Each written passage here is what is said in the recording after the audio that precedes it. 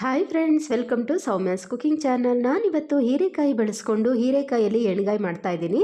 ಇಲ್ಲಿ ಒಂದು ದೊಡ್ಡ ಹೀರೆಕಾಯಿ, ಎಳೆ ಹೀರೆಕಾಯಿ ತೊಗೊಂಡಿದ್ದೀನಿ. ಅದನ್ನು ಮೇಲೆ ಸಿಪ್ಪೆ ತೆಗೆದು ನಮಗೆ ಎಷ್ಟು ಉದ್ದಕ್ಕೆ ಬೇಕೋ ಅಷ್ಟು ಉದ್ದಕ್ಕೆ ನಾನು ಕಟ್ ಮಾಡಿ ಇಟ್ಕೊಂಡಿದ್ದೀನಿ. ಇದಂತೂ ತುಂಬಾ ಚೆನ್ನಾಗಿರುತ್ತೆ, ತುಂಬ ಕ್ವಿಕ್ಕಾಗಿ ಕೂಡ ನೀವು ಮಾಡ್ಕೋಬೋದು. ಇದಕ್ಕೆ ಬೇಕಾಗಿರುವಂತಹ ಇಂಗ್ರೀಡಿಯೆಂಟ್ಸ್ ಬಂದು 1 ಬೌಲಷ್ಟು ತೆಂಗಿನಕಾಯಿ ತುರಿ, 1 ಗೆಡ್ಡೆ ಬೆಳ್ಳುಳ್ಳಿ, 1 ಇಂಚು ಶುಂಠಿ, 1 ಈರುಳ್ಳಿ, ಹಾಗೆ 1 ಚಕ್ಕೆ, 1 ಪೀಸಷ್ಟು, 2 ಲವಂಗ ತೊಗೊಂಡಿದ್ದೀನಿ. ಇದಕ್ಕೆ ನಾನು ಖಾರಕ್ಕೆ ಖಾರದ ಪುಡಿ ತೊಗೊಂಡಿದ್ದೀನಿ, ಅರಿಶಿನ ತೊಗೊಂಡಿದ್ದೀನಿ, ಹಾಗೆ ಧನಿಯಾ ಪೌಡರ್ ಕೂಡ ತೊಗೊಂಡಿದ್ದೀನಿ. ಸೊ ಇನ್ನೂ ಕೆಲವು ವಸ್ತುಗಳು ಇದಕ್ಕೆ ಬೇಕು, ನಾನು ವಿಡಿಯೋ ಮಾಡ್ತಾ ತೋರಿಸ್ತೀನಿ. ಆಗಿಂದ ಕೊನೆಯವರೆಗೂ ನೀವು ನೋಡಿ. ಮತ್ತು ಯಾರೆಲ್ಲ ನಮ್ಮ ಚಾನಲ್ ಸಬ್ಸ್ಕ್ರೈಬ್ ಮಾಡ್ಕೊಂಡಿಲ್ವೋ ಪ್ಲೀಸ್ ಒಂದು ಸಬ್ಸ್ಕ್ರೈಬ್ ಮಾಡ್ಕೊಳ್ಳಿ. ಪಕ್ಕದಲ್ಲಿರುವಂತಹ ಬೆಲ್ ಐಕನ್ ಒತ್ತೋದನ್ನು ಮರಿಬೇಡಿ.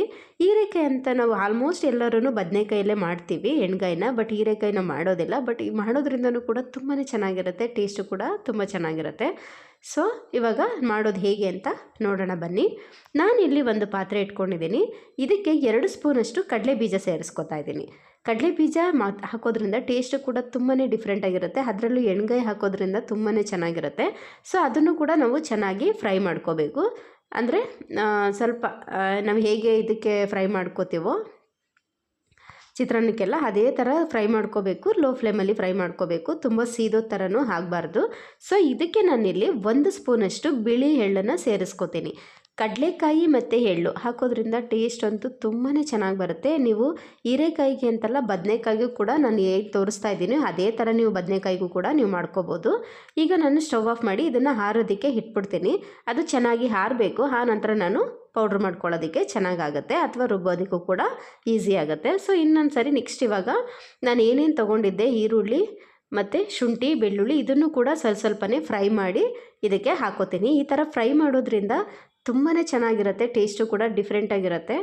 ಸೊ ಹಾಗಾಗಿ ನಾನಿಲ್ಲಿ ಈರುಳ್ಳಿ, ಬೆಳ್ಳುಳ್ಳಿ, ಶುಂಠಿ ಮತ್ತು ಚಕ್ಕೆ, ಲವಂಗ ಏನು ತೊಗೊಂಡಿದೆ ಅದನ್ನೆಲ್ಲ ಹಾಕ್ಕೊಂಡು ಒಂದು ನಿಮಿಷ ಕಾಲ ಅಷ್ಟೇ. ನಾನು ಅಷ್ಟೊಂದು ತುಂಬ ಡೀಪಾಗಿ ಏನು ಫ್ರೈ ಮಾಡೋಕ್ಕೆ ಹೋಗಲ್ಲ, 1 ನಿಮಿಷ ಅಷ್ಟೇ ಫ್ರೈ ಮಾಡಿಕೊಂಡು ಅದನ್ನು ಕೂಡ ಆರೋದಕ್ಕೆ ಇಟ್ಬಿಡ್ತೀನಿ. ಸೊ ಇದೆರಡು ಆರಿದ ಮೇಲೆ ನಾನು ರುಬ್ಕೋಬೇಕು. ಈಗ ನೋಡಿ, ಒಂದು ಮಿಕ್ಸಿ ಜಾರ್ ತೊಗೊಂಡಿದ್ದೀನಿ. ನಾನು ಆಲ್ರೆಡಿ ತೋರಿಸ್ದಾಗೆ 1 ಬೌಲಷ್ಟು ತೆಂಗಿನಕಾಯಿ ತುರಿನ ತೊಗೊಂಡಿದ್ದೀನಿ.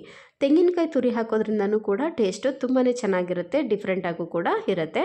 ಹಾಗೆ ಇಲ್ಲಿ ಕಡಲೆ ಬೀಜ ಮತ್ತು ಎಳ್ಳು ಅದನ್ನು ಹುರ್ಕೊಂಡಿದ್ನಲ್ಲ, ಅದು ಕೂಡ ಆರಿತ್ತು. ಸೊ ಅದನ್ನು ಈಗ ಮಿಕ್ಸಿ ಜಾರ್ಗೆ ಸೇರಿಸ್ಕೊತಾ ಇದ್ದೀನಿ. ಹಾಗೆ ಇಲ್ಲಿ ಈರುಳ್ಳಿ ಮತ್ತು ಶುಂಠಿ, ಬೆಳ್ಳುಳ್ಳಿ, ಚಕ್ಕೆ, ಲವಂಗ ತೊಗೊಂಡಿದ್ದನಲ್ಲ ಅದನ್ನು ಕೂಡ ಇದಕ್ಕೆ ಸೇರಿಸ್ಕೊಂಡು ಸ್ವಲ್ಪ ಧನಿಯಾ, ಅಂದರೆ 1 ಸ್ಪೂನಷ್ಟು ಧನಿಯಾ ನೀವು ಸೇರಿಸ್ಕೋಬೋದು. ಹಾಗೆ ಖಾರಕ್ಕೆ ಖಾರದ ಪುಡಿಯನ್ನು ಹಾಕೋಬೋದು, ಮತ್ತು ಅರಶಿನ, ಇಷ್ಟನ್ನು ಹಾಕ್ಕೊಂಡು ಮತ್ತು ಸ್ವಲ್ಪ ಕೊತ್ತಂಬರಿ ಸೊಪ್ಪು ಸೇರಿಸ್ಕೊಂಡು ರುಬ್ಕೊಂಡ್ರೆ ನಮಗೆ ಮಸಾಲೆ ರೆಡಿ ಆಗುತ್ತೆ.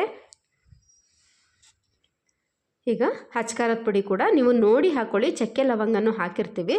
ಸೊ ಅದು ಕೂಡ ರುಬ್ಬಿದಾಗ ಸ್ವಲ್ಪ ಖಾರನೇ ಬರುತ್ತೆ. ಸೊ ಹಾಗಾಗಿ ನಾನಿಲ್ಲಿ ಒಂದು ಅರ್ಧ ಸ್ಪೂನಷ್ಟು ಸೇರಿಸ್ಕೊಂಡಿದ್ದೀನಿ. ಮತ್ತು ಒಂದು ಇಡಿಯಷ್ಟು ಕೊತ್ತಂಬರಿ ಸೊಪ್ಪನ್ನು ಕೂಡ ಇಲ್ಲಿಗೆ ಹಾಕ್ಕೊಂಡು ನೀಟಾಗಿ ರುಬ್ಕೋಬೇಕು. ಎಷ್ಟು ಆಗುತ್ತೋ ಅಷ್ಟು ಸಣ್ಣದಾಗಿ ನಾವು ರುಬ್ಕೋಬೇಕು. ನೋಡಿ, ರುಬ್ಬಿದ್ದು ಆಗಿದೆ ಚೆನ್ನಾಗಿ. ಈಗ ನಾನು ಇದನ್ನು ಸ್ಟಫಿಂಗ್ ಮಾಡ್ಕೋತೀನಿ. ಅಂದರೆ ಹೀರೆಕಾಯಿ ತೊಗೊಂಡಿದ್ನಲ್ಲ, ಹೀರೆಕಾಯಿನ ನಾನು 1 ಹೀರೆಕಾಯಿನ 4 ಭಾಗ ಮಾಡ್ಕೋತೀನಿ. ಹೇಗೆ ನಾನು ಬದನೆಕಾಯಿ ಮಾಡ್ಕೋತೀವೋ ಅದೇ ಥರ ಇದನ್ನು ಕೂಡ ಮಾಡ್ಕೋಬೇಕು. ಸೊ 1 ಹೀರೆಕಾಯಿನ 4 ಭಾಗ ಮಾಡಿಟ್ಕೊಂಡು ಅದ್ರ ಒಳಗಡೆ ನಾವು ಏನು ರುಬ್ಬಿಟ್ಕೊಂಡಿದ್ದೀವಿ ಮಸಾಲೆ, ಅದನ್ನು ಸ್ಟಫಿಂಗ್ ಮಾಡ್ಕೋಬೇಕು.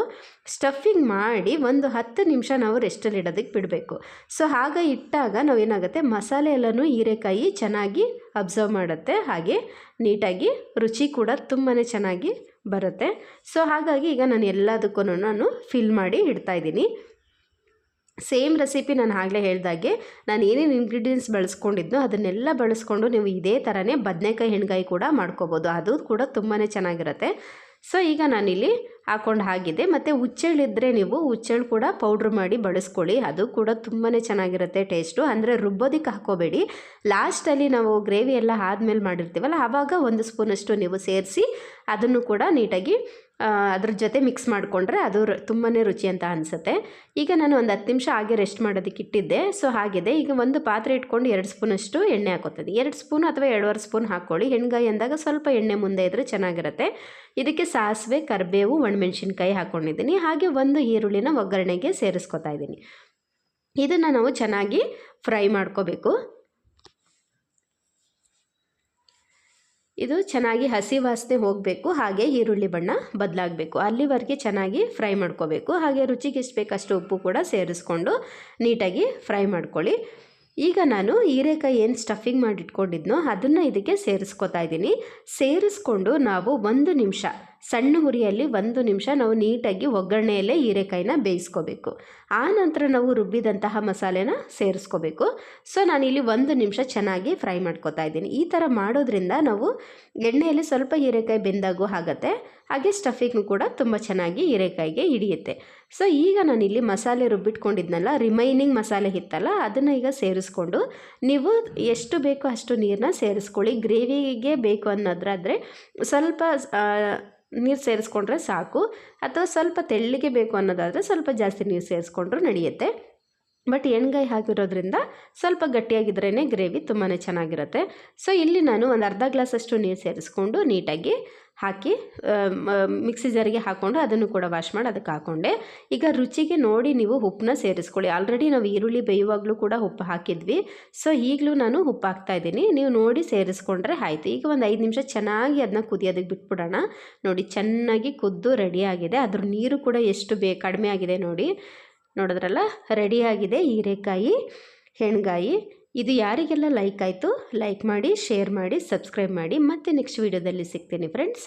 Take care.